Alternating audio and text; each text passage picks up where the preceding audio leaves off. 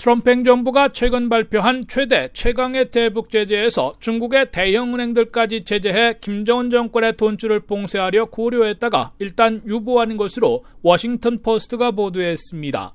트럼프 행정부는 지난 23일 북한과 중국 등 9개국의 선박 28척, 해운 무역회사 27곳, 대만 사업가 1명 등을 블랙리스트에 올리는 최대 최강의 대북 제재를 단행했습니다. 그러나 이번 대북 제재 조치에는 그동안 고려해온 중국 메이저 은행들에 대한 초강경 조치가 빠진 것으로 확인된 겁니다. 미국은 북한과 거래해온 중국의 대형 은행 적어도 12곳을 포착해놓고 있는 것으로 알려져 있으며 북한과 거래하면 모두 제재한다는 세컨더리 보이콧에 본격 적용할 수 있음을 경고해왔습니다. 특히 뱅크 오브 차이나 등 중국의 메이저 은행들을 세컨더리 보이콧에 적용해 제재하면 국제금융망에서 퇴출하는 결과를 초래하고 그를 통해 김정은 정권의 돈줄을 실질적으로 끊어낼 수 있는 초강경 조치로 간주되어 왔습니다.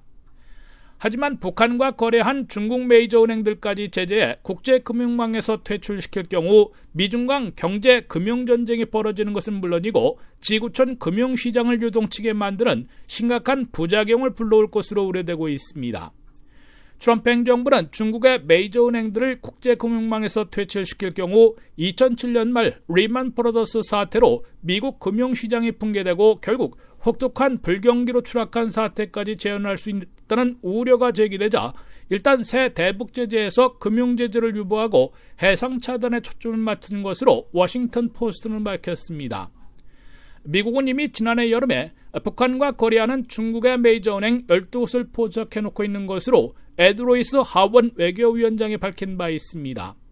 미국이 중국의 메이저 은행들까지 세컨더리 제재를 가하면 뱅크 오브 차이나 790억 달러, 공상은행 260억 달러, 건설은행 160억 달러, 통신은행 100억 달러, 농업은행 80억 달러, 상인은행 60억 달러 등 1440억 달러의 미국 내 자산을 동결할 수 있는 상황입니다. 여기에 돈세탁 혐의까지 적발되면 미국은 연방검찰의 기소와 연방법원의 판결을 통해 범죄 관련 자금을 몰수하게 됩니다. 지금까지 워싱턴에서 라디오 코리아 뉴스 한면택이었습니다.